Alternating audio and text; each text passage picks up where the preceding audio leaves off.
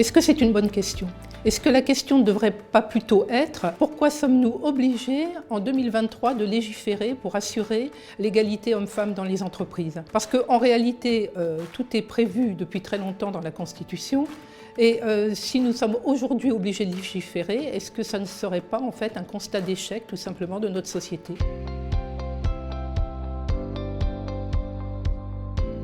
Oui, bien sûr, il faut en passer par la loi, c'est incontestable, puisque en fait, si on attend que les mentalités changent, on n'aura jamais de parité dans aucune instance. D'ailleurs, peut-être que moi-même, j'aurais jamais été élue si je n'avais pas eu la parité. Donc oui, j'ai toujours été contre la discrimination positive, mais voyez, moi-même, j'ai changé d'avis et je pense qu'il faut en passer par la loi.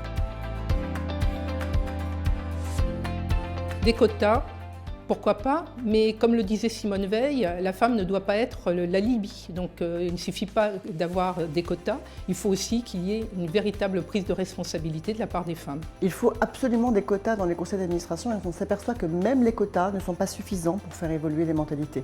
On voit le bilan de la loi Copé-Zimmermann qui a imposé 40% de femmes dans les conseils d'administration n'est pas arrivé aujourd'hui à faire changer les choses de l'intérieur, puisqu'en effet il y a des femmes dans les conseils d'administration, mais on s'aperçoit qu'elles ne sont pas dans les fonctions exécutives et les fonctions stratégiques.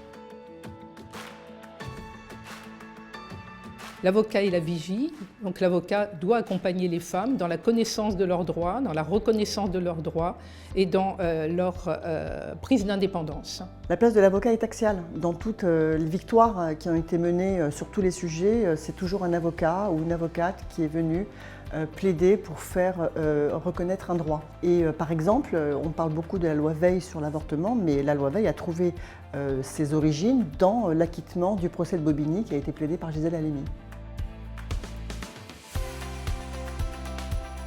Je vais vous citer Barack Obama.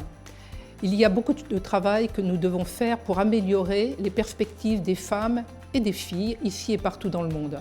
En fait, le changement le plus important, c'est de nous changer nous-mêmes. J'aime pas beaucoup les citations, mais il y en a une qui me plaît assez, qu'on prête soit à Rézère, soit à Marilyn Monroe, chacun prendra l'origine qui lui convient. Quand on dit que les femmes veulent être l'égale des hommes, eh bien en fait, c'est terriblement manqué d'ambition.